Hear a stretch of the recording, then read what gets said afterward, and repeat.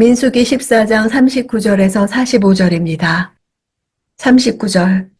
모세가 이 소식을 모든 이스라엘 자손들에게 전하자 그들이 매우 슬퍼했습니다. 모세의 말을 듣고 혼이 나간 그들은 하나님의 심판이 이루어질 것이며 이것이 자신들의 현실임을 즉시 깨닫게 되었습니다. 슬퍼했다는 단어는 단순한 슬픔의 표현이 아니라 장례식의 애곡을 의미합니다. 매우 슬퍼했다는 것은 이스라엘 백성들의 슬픔이 통곡에 가까운 애통이었음을 알 수 있습니다.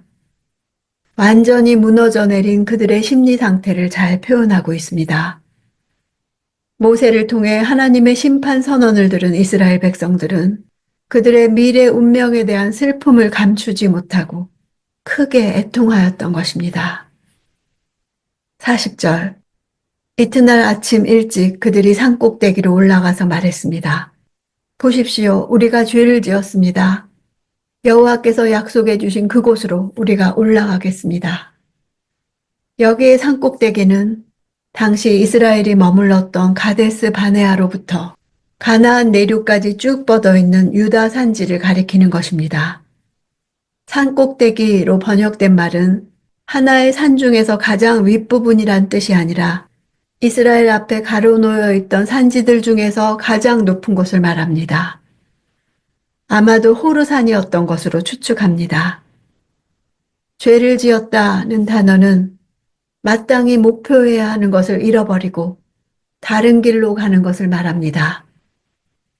그들의 말이 진정한 회개가 아니었다는 것은 모세가 만류함에도 불구하고 하나님의 뜻을 어기고 공격하는 죄를 범하는 그들의 모습에서 잘 드러납니다.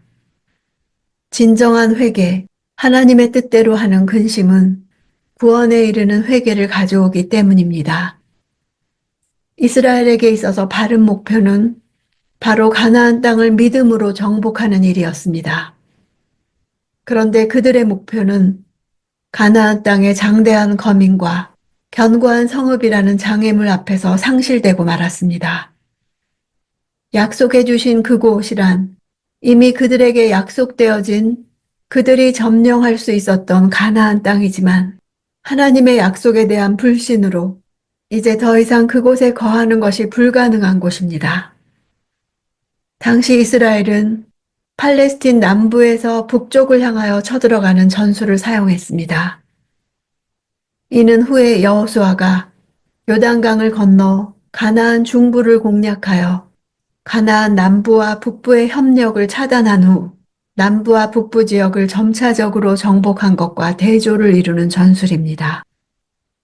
즉 당시 이스라엘은 하나님의 명령을 받지 않은 상태에서 팔레스틴을 공격했을 뿐 아니라 전술적인 면에서도 가나안 전 거민을 향해 돌진하는 무모함을 보였습니다. 41절. 그러나 모세가 말했습니다. 어째서 너희는 여호와의 명령을 순종하지 않느냐? 너희들이 성공하지 못할 것이다. 이스라엘이 가나안으로 올라가려 한 것은 하나님의 명령에 불순종하는 것이었습니다. 이미 하나님께서 가나안 땅으로 들어가지 못할 것이라고 말씀하셨기 때문입니다. 때를 놓친 순종은 하나님의 뜻을 지나쳐서 오히려 또 다른 불순종이 되는 것입니다. 42절. 여호와께서 너희 가운데 계시지 않으시니 올라가지 말라. 그렇지 않으면 너희가 적에게 지고 말 것이다. 하나님께서 이스라엘의 적들을 패하신 사건들은 이스라엘을 향한 하나님의 은혜의 구체적인 표시였습니다. 그러나 이스라엘이 하나님을 배반하고 불순종할 때 하나님은 오히려 이스라엘의 대적의 손에 이스라엘을 붙이셨습니다. 즉 이스라엘의 적에 대한 승패의 여부는 그들의 군사적 능력에 달려있는 것이 아니라 이스라엘의 하나님께 대한 순종 여부에 달려있는 것입니다. 43절. 아말렉 사람들과 가나안 사람들이 거기서 너희를 대적할 것이고 너희는 칼에 쓰러지게 될 것이다. 너희가 여호와에게서 돌아섰기 때문에 여호와께서 너희와 함께하지 않으실 것이다. 쓰러지다는 단어는 유산하다라는 의미도 있습니다. 그들의 때늦은 시도가 임신한 여인이 유산하는 것처럼 비참하고 허무하게 끝날 것이라는 뜻입니다. 돌아섰다는 슈브 단어입니다. 하나님의 뒤를 따르다가 그 뒤에서 등을 돌려 애굽으로 방향을 돌렸다는 뜻입니다. 하나님 따르기를 거부한 그들의 패역한 실상을 고발하는 것입니다. 44절. 그럼에도 불구하고 그들은 무모하게 산꼭대기로 올라갔습니다. 그러나 모세와 여호와의 언약궤는 진을 떠나지 않았습니다. 그들의 가나안 진격은 그동안 하나님 앞에 행했던 범죄의 회개 차원에서 실행한 일일 수도 있으나 그것은 하나님의 명령을 또 한 번 무시한 행위였습니다.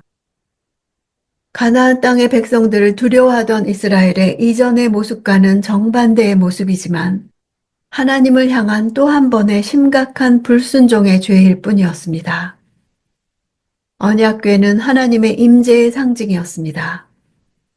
언약궤가 진을 떠나지 않은 것은 하나님과 이스라엘 백성 사이의 언약 관계가 파기되었다는 것을 상징적으로 보여줍니다. 45절. 그 산에서 살고 있던 아말렉 사람들과 가나안 사람들이 내려와서 그들을 공격해 호르마에 이르기까지 쳐부수었습니다. 쳐부수었다는 단어는 주로 전쟁의 맥락에서 쓰이며 전쟁에서 대량의 유혈 참사가 났음을 설명하는 단어입니다. 아말렉 사람들과 가나안 사람들로 하여금 이스라엘을 치도록 하신 분도 하나님 자신이었습니다.